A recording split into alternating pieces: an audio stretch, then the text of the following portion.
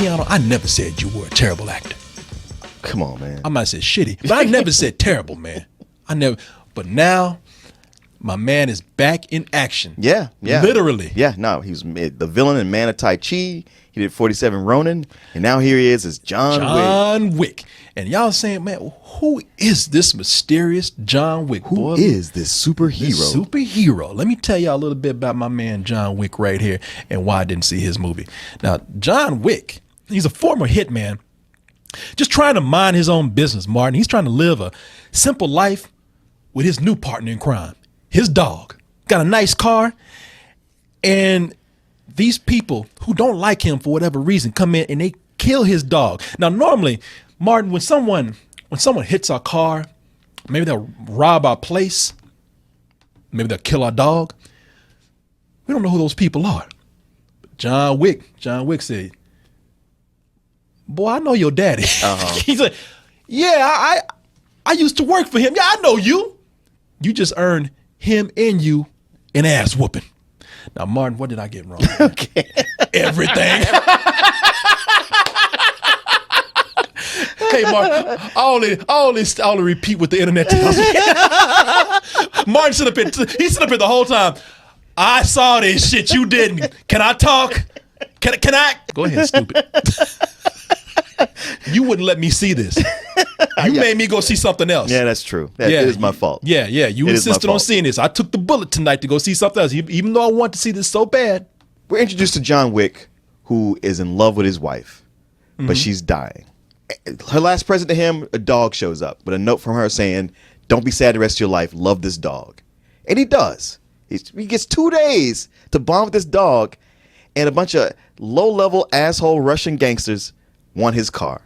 And that punk-ass Alfie Allen, who you know as Theon Greyjoy from Theon Greyjoy from Game of Thrones. Theon's still getting that ass whooped. Yep, he's got to be the little bitch son of the big time Russian gangster who's all like, "Hey, how much for the car?" He's like, "Nah, it's not for sale." Oh, really? So he gets his buddies. They break into his house, kill his fucking dog, beat the shit out of John Wick, steal his car.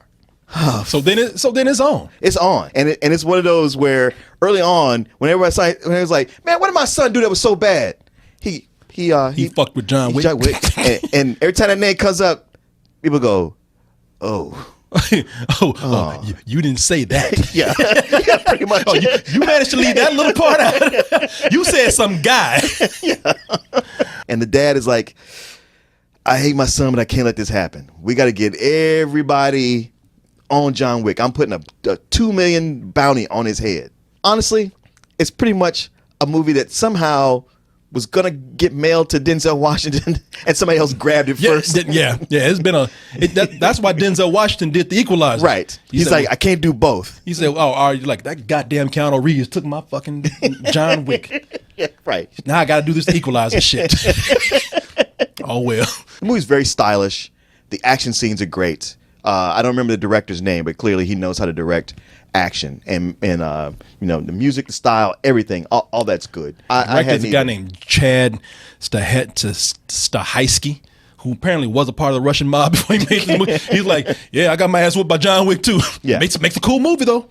It and The Equalizer are almost the same. I mean, sure, Denzel Washington is superhuman in what he's able to do, but John Wick is a killing machine who's able to survive some ass whippings here and there and keep on going. And hey, man, if you like action, it's cool for that.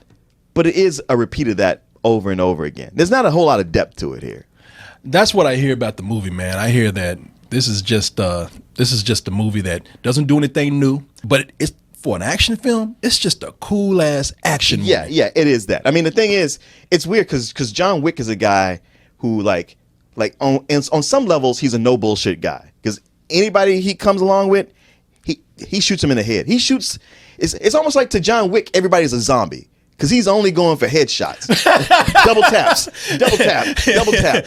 And I see action movies all the time where kill the head, kill the man. Yeah, I see them all the time. I'm like, double tap, because that person gets back up again. I'm like, see dumbass, should double tap. He does it. At the same time, the movie manages to keep going, because there's certain bosses that he doesn't kill, and you're like, come on, man, you know you got to take this guy out. What? Why are we bullshitting? Yeah, taking his time. And you know, and I know what you mean. I know what you mean by the villains, because the villains in these kind of movies, man, it's the same old thing. They never learn. Shut the fuck up. Yeah. The heroes are usually the quiet ones. You know, our heroes are so quiet because they know to shut the fuck up and do their job. Yeah. Villains, the reason why they mess up is because they always got to rub it in. They got a monologue. They got a monologue, or they got to get that last word. They got to get in that insult. You winning, you got the upper hand, but you lost because you couldn't shut your fucking mouth. You're always a pussy.